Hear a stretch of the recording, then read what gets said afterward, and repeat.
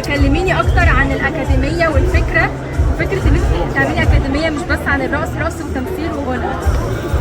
الحقيقه ده مشروع كان حلم العمر، والحمد لله اتحقق دلوقتي. وهي اكاديميه راقيه والناس فيها ناس محترمه واساتذه كبار، في تمثيل وسيناريو وميك اب وستايلينج وكل انواع الرقص زي ما شفتوا النهارده.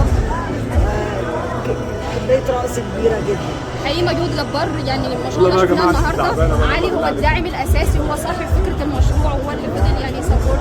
هو علي هو السبورت للمشروع ده اكتر مني، لان الجيل الجديد بيفكر دايما بتطور اكتر مني. دينا شايفين انتشار الراقصات غير المصريات في الرقص. انا بحبهم ويا رب ينتشروا. المدرسه اللي انت عملتيها هنا في مصر. بعدتي عن التمثيل ليه؟ بعدتي عن التمثيل ليه؟ انت نايمه ولا حاجه ولا هم عليك؟ انا لسه مخلصه عيش عشره.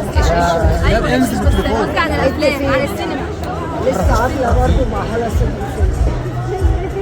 النهارده بيمثل لك ايه؟ رانيا يوسف النهارده جت بيمثل لك تبارك ايه؟ لك. النهارده بيمثل لك ايه؟ حلم واتحقق في حياتي الحمد لله. الخطوه الجايه ايه؟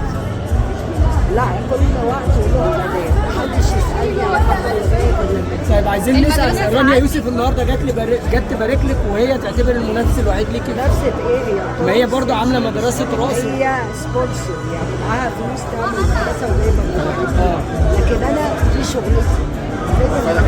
بس دينا أبو ظبي. طب سؤال اخير هل هيكون في اونلاين دانس انتوا للناس؟ زهقتوا رانيا يوسف أساسا من سؤالكم. هل هيكون في اونلاين اللي مش هيقدر يحضر؟ في أونلاين بس بره مصر. ساعات بيكون في بعض الكومنتس بيكون فيها انتقادات. ايه ده كان؟